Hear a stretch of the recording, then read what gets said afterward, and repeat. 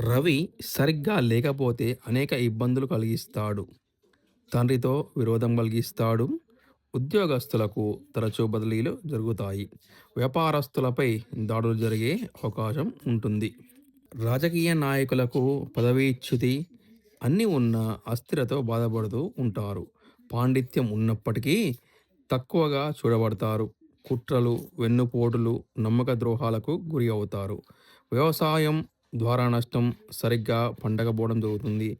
అధికారులతో పేచీలు, విరోధాలు కలిగిస్తాడు.